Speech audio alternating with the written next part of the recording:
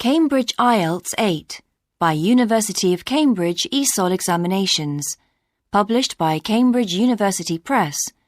This recording is copyright. CD 1. Test 1. You will hear a number of different recordings, and you will have to answer questions on what you hear. There will be time for you to read the instructions and questions, and you will have a chance to check your work. All the recordings will be played once only. The test is in 4 sections. At the end of the test, you will be given 10 minutes to transfer your answers to an answer sheet. Now turn to Section 1. Section 1.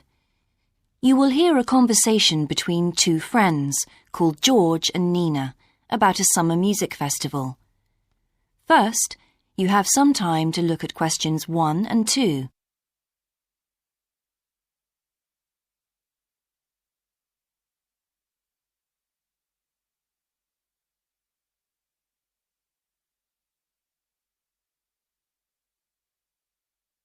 You will see that there is an example that has been done for you. On this occasion only, the conversation relating to this will be played first. Hi, George. Glad you're back. Loads of people have phoned you. Really? I felt just like your secretary. Sorry. I went into the library this afternoon to have a look at a newspaper and I came across something really interesting. What? A book? No, a brochure from a summer festival, mainly Spanish music. Look, I've got it here. George says that he found a brochure from a festival, so B has been circled as the answer. Now we shall begin. You should answer the questions as you listen, because you will not hear the recording a second time. Listen carefully and answer questions 1 and 2. Hi, George. Glad you're back. Loads of people have phoned you. Really? I felt just like your secretary. Sorry. I went into the library this afternoon to have a look at a newspaper and I came across something really interesting. What? A book? No, a brochure from a summer festival, mainly Spanish music. Look, I've got it here. Spanish music? I really love the guitar. Let's have a look. So what's this group, Guittarini? They're really good. They had a video with all the highlights of the festival at a stand in the lobby to the library, so I heard them. They play fantastic instruments, drums and flutes and old kinds of guitars. I've never heard anything like it before. Sounds great. Okay, shall we go then? Spoil ourselves? Yes, let's. The only problem is there aren't any cheap seats. It's all one price. Well, in that case, we could sit right at the front. We'd have a really good view. Yeah, though I think that if you sit at the back, you can actually hear the whole thing better. Yes. Anyway, we can decide when we get there. Before you hear the rest of the conversation, you have some time to look at questions 3 to 10.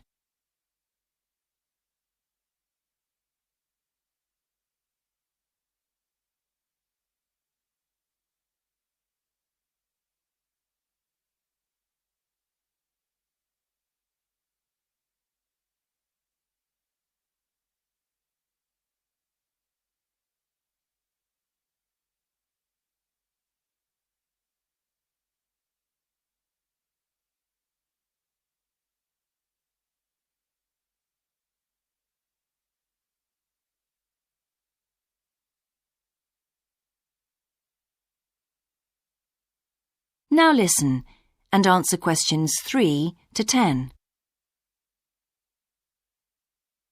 So will you fill in the form or shall I? I'll do it. Name, George O'Neill. Address, 48 North Avenue, Westsea. Do you remember our new postcode? Still can't remember it. Just a minute. I've got it written down here. WS6 2YH. Do you need the phone too? Please. I'm really bad at numbers. 01674 553 242. So let's book 2 tickets for Guittarini. Okay. If you're sure $7.50 each is all right, how do you feel about the singer? I haven't quite decided, but I've noticed something on the booking form that might just persuade me. What's that then? Free refreshments. Really? Yes, look here. Sunday, 17th of June. Singer. Ticket, £6, includes drinks in the garden. Sounds like a bargain to me. Yes. Let's book 2 tickets for that. So, what else? I'm feeling quite keen now. How about the pianist on the 22nd of June? Anna Ventura? I've just remembered that's my evening class night. That's okay. I'll just have to go on my own. But we can go to the Spanish dance and guitar concert together, can't we? Yes, I'm sure Tom and Kieran would enjoy that too. Good heavens, £10.50 a ticket. I can see we're going to have to go without food for the rest of the week. We'll need to book 4. Wish we were students. Look, children, students, and senior citizens get a 50% discount on everything. If only. That is the end of section 1. You now have half a minute to check your answers.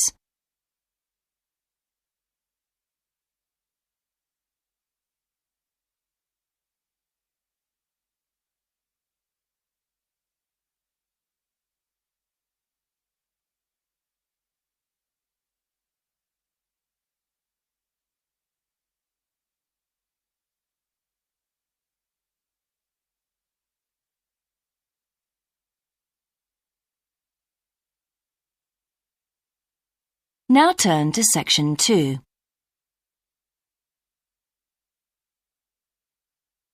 Section 2. You will hear the education officer of a dinosaur museum giving information to some teachers who are planning a school visit.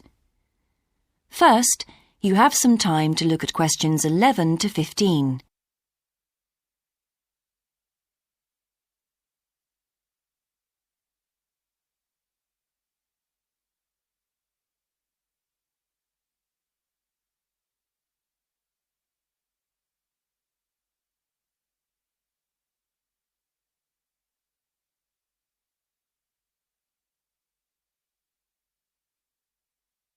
Now listen carefully and answer questions 11 to 15. Hello, and thank you for asking me to your teachers' meeting to talk about the Dinosaur Museum and to tell you a bit about what you can do with your students there. Well, let me give you some of the basic information first. In regard to opening hours, we're open every day of the week from 9 a.m. to 8 p.m. except on Mondays, when we close at 1:30 p.m. And in fact, the only day in the year when we're closed is on the 25th of December. You can book a guided tour for your school group any time that we're open. If you bring a school group to the museum, when you arrive, we ask you to remain with your group in the car park. One or more of the tour guides will welcome you there and brief you about what the tour will be about. We do this there because our entrance is quite small and we really haven't got much room for briefing groups in the exhibition area. As far as the amount of time you'll need goes, if you bring a school group, you should plan on allowing a minimum of 90 minutes for the visit. This allows 15 minutes to get on and off the coach, 45 minutes for the guided tour, and 30 minutes for after-tour activities.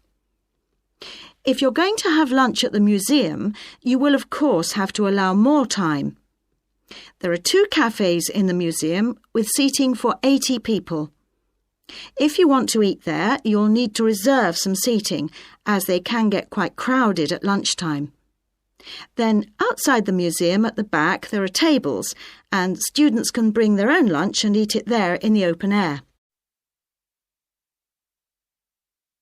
Before you hear the rest of the talk, you have some time to look at questions 16 to 20.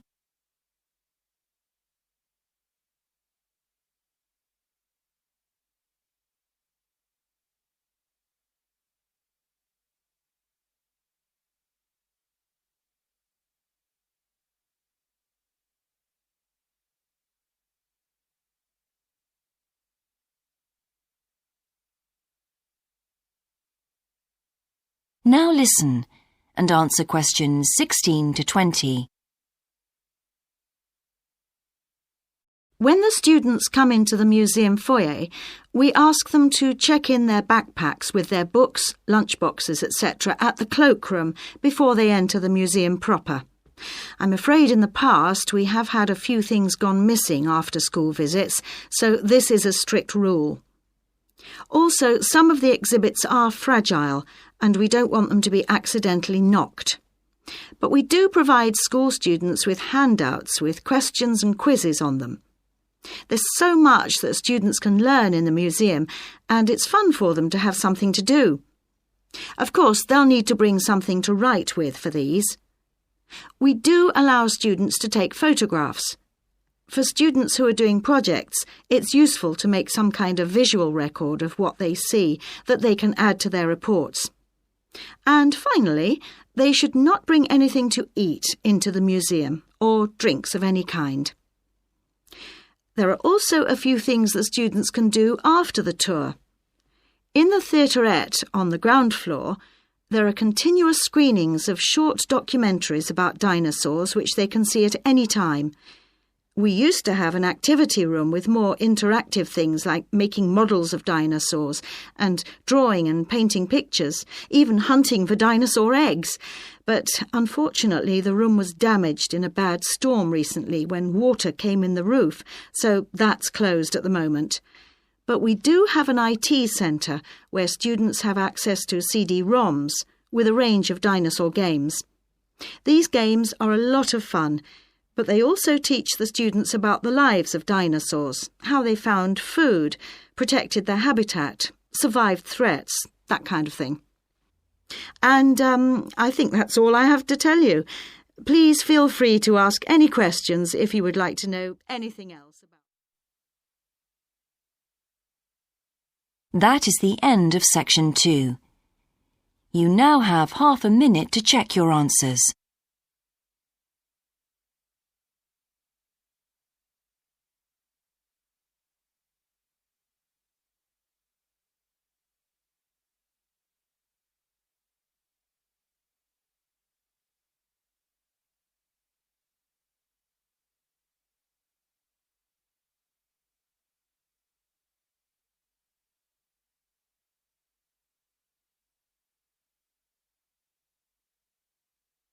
Now turn to section 3.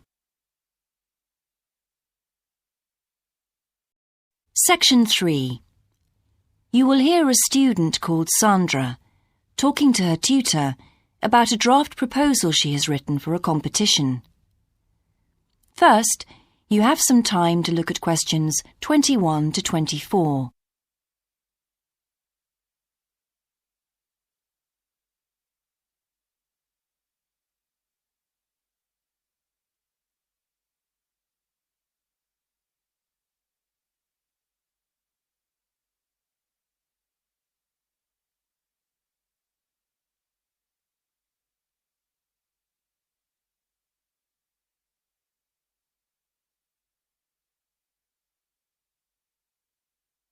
Now listen carefully and answer questions 21 to 24. Right, Sandra. You wanted to see me to get some feedback on your group's proposal, the one you're submitting for the Geography Society field trip competition. Uh-huh. I've had a look through your proposal, and I think it's a really good choice. In fact, I only have a few things to say about it, but even in an outline document like this, you really have to be careful to avoid typos and problems with layout in the proposal, and even in the contents page. So read it through carefully before submitting it, okay? Will do. And I've made a few notes on the proposal about things which could have been better sequenced. Okay. As for the writing itself, I've annotated the proposal as and where I thought it could be improved. Generally speaking, I feel you've often used complex structures and long sentences for the sake of it, and as a consequence, although your paragraphing and inclusion of subheadings help, it's quite hard to follow your train of thought at times. Oh, So cut them down a bit, can you? really? Yes, and don't forget simple formatting like numbering. Didn't I use page numbers? I didn't mean that. Look, you've remembered to include headers and footers, which is good, but listing ideas clearly is important. Number them or use bullet points, which is even clearer. Then you'll focus the reader on your main points. I thought your suggestion to go to the Navajo Tribal Park was a very good idea. No, I've always wanted to go there. My father was a great fan of cowboy films and the Wild West, so I was subjected to seeing all the epics, many of which were shot there. As a consequence, it feels very familiar to me, and it's awesome, both geographically and visually. So it's somewhere I've always wanted to visit. The subsequent research I did and the online photographs made me even keener. Before you hear the rest of the conversation, you have some time to look at questions 25 to 30.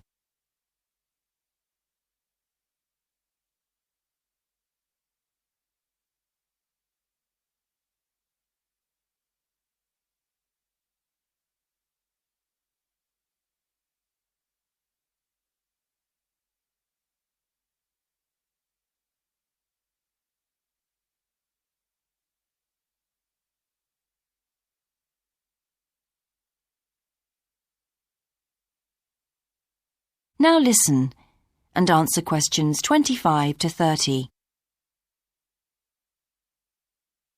Interesting. Right, let's look at the content of your proposal now. Did you find it comprehensive enough? Well, yes and no. You've listed several different topics on your contents page, but I'm not sure they're all relevant. No? Well, I thought that from the perspective of a field trip, one thing I needed to focus on was the sandstone plateau and cliffs themselves. The way they tower up from the flat landscape is just amazing. The fact that the surrounding softer rocks were eroded by wind and rain, leaving these huge outcrops high above the plain. It's hardly surprising that tourists flock to see the area. Well, yes, I'd agree with including those points. And then the fact that it's been home to Native American Navajos and all the social history that goes with that. The hardships they endured trying to save their territory from the invading settlers. Their culture is so rich. All those wonderful stories. Well, I agree it's interesting, but it's not immediately relevant to your proposal, Sandra. So, at this stage, I suggest you focus on other considerations. I think an indication of what the students on the trip could actually do when they get there should be far more central, so that certainly needs to be included and to be expanded upon.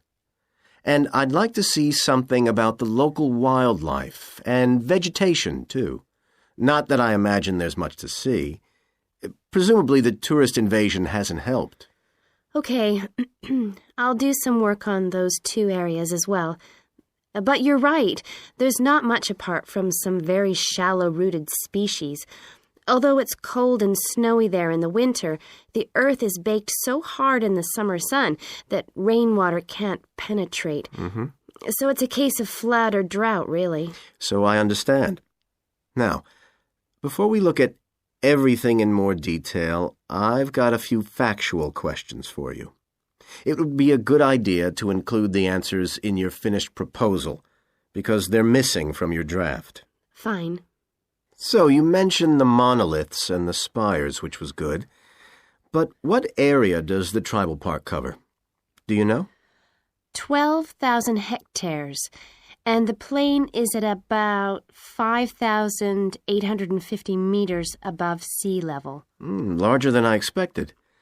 Okay, where's the nearest accommodation? That's a practical detail that you haven't included.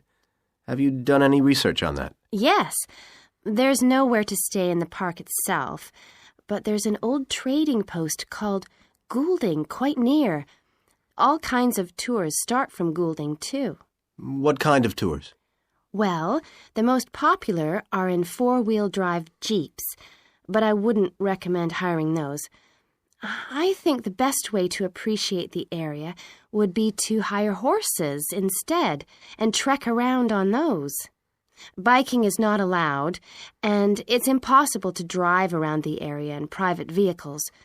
The tracks are too rough. Okay. Lastly, what else is worth visiting there? There are several caves, but I haven't looked into any details. I'll find out about them. Okay, good. Now what I'd like to know is more about... That is the end of section 3. You now have half a minute to check your answers.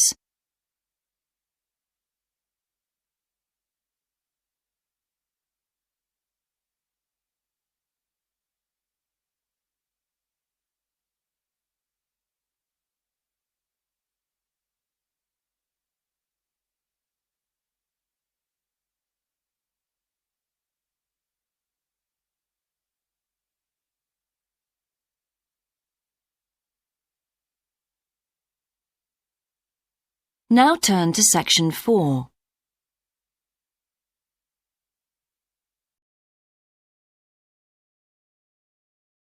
Section 4.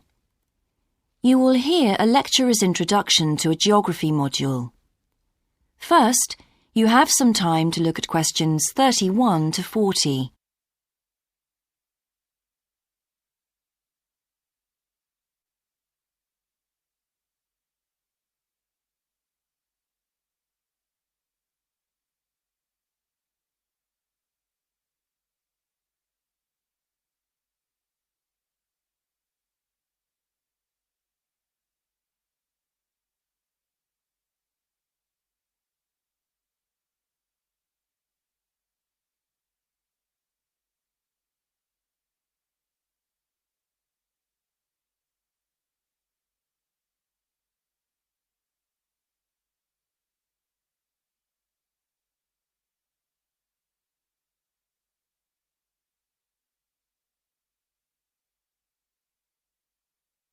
Now listen carefully and answer questions 31 to 40. So, welcome to your introductory geography lecture. We'll begin with some basics. Firstly, what do we learn by studying geography? Well, we learn a great deal about all the processes that have affected and that continue to affect the Earth's surface. But we learn far more than that, because studying geography also informs us about the different kinds of relationships that develop between a particular environment and the people that live there. Okay, we like to think of geography as having two main branches.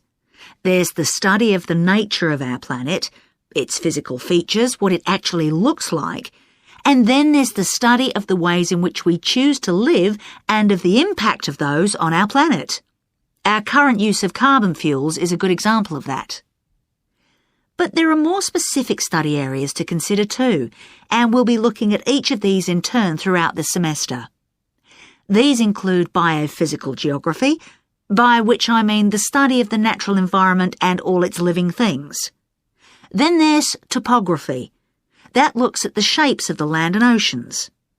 There's the study of political geography, and social geography too, of course, which is the study of communities of people.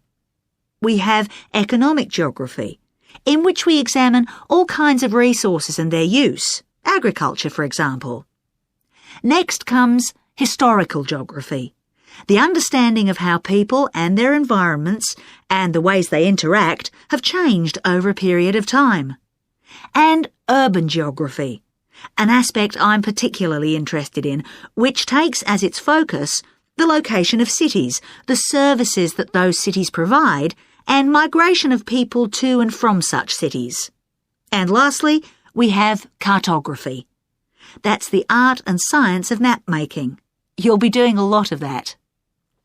So, to summarise before we continue, we now have our key answer. Studying this subject is important because without geographical knowledge, we would know very little about our surroundings and we wouldn't be able to identify all the problems that relate to them. So, by definition, we wouldn't be in an informed position to work out how to solve any of them.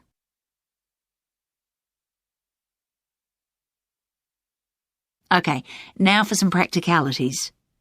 What do geographers actually do? Well, we collect data to begin with. You'll be doing a lot of that on your first field trip. How do we do this? There are several means. We might, for example, conduct a census, count a population in a given area perhaps. We also need images of the Earth's surface which we can produce by means of computer generation technology or with the help of satellite relays. We've come a very long way from the early exploration of the world by sailing ships, when geographers only had pens and paper at their disposal. After we've gathered our information, we must analyse it. We need to look for patterns, most commonly those of causes and consequences. This kind of information helps us to predict and resolve problems that could affect the world we live in. But we don't keep all this information confidential. We then need to publish our findings so that other people can access it and be informed by it. And one way in which this information can be published is in the form of maps. You'll all have used one at some stage of your life already. Let's consider the benefits of maps from a geographer's perspective. Maps can be folded and put in a pocket and can provide a great store of reference when they're collected into an atlas. They can depict the physical features of the entire planet if necessary, or just a small part of it in much greater detail. But there is a drawback. You can't exactly replicate something that is three-dimensional, like our planet, on a flat piece of paper, because paper has only 2 dimensions. And that means there'll always be a certain degree of distortion on a map. It can't be avoided. We can also use aerial photographs, pictures taken by cameras at high altitude above the Earth.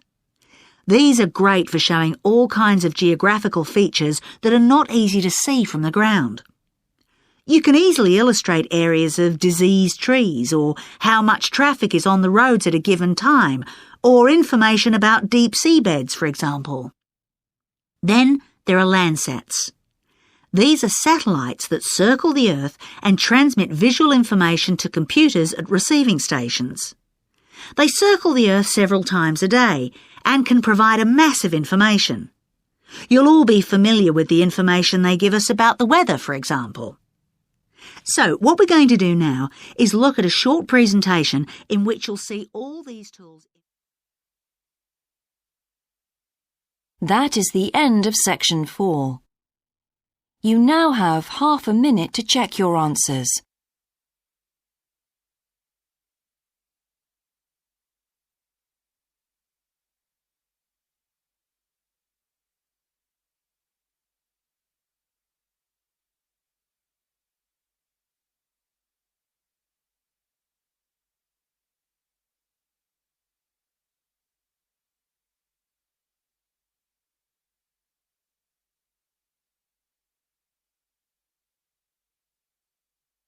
That is the end of the listening test. In the Ielts test, you would now have 10 minutes to transfer your answers to the answer sheet.